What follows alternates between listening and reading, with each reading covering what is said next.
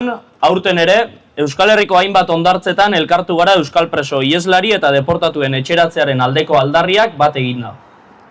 Etxerat eta sarek bat egin dugu beste behin urteluzez sufrimendu izugarria eragin zuen eta oraindik gatazkak utzitako ondorioek eragiten duten sufrimenduek behin betiko amaitu behar dutela adierazteko. Hego Euskal Herriko 11 hondartzetan behin betiko txanpa etxera deitu diogun mobilizazioak ari gara burutzen. Helburua bakarra da. Behin betiko amaitzea sufrimenduarekin, behin betiko konponbidea lortzea, behin betiko bakea eskuratzea, eta noski, behin betiko elkarbizitza agertokietara jauzi egitea.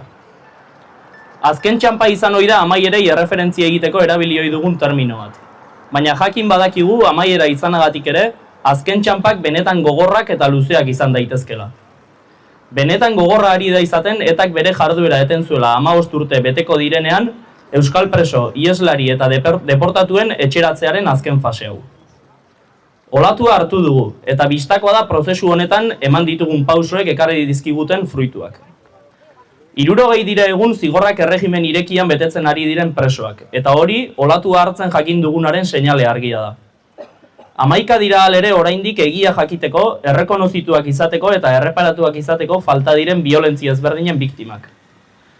Zer esanik ez, urteluzetan erbestean egotera behartuak izan diren ieslari zein deportatuak.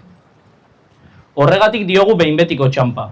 Azken txanpak azken bultzada behar duelako, ondorio guztiekin amaitu eta konponbidearen, bakearen eta elkarbizitzaren izenean urratsak emateko. Sufrimendua oraindik egon badagoelako.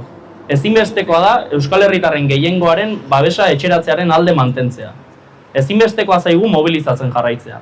Azken txanparekin amaitzea guztion artean lortuko dugu eta. Euskal preso, ieslari eta deportatuak etxera.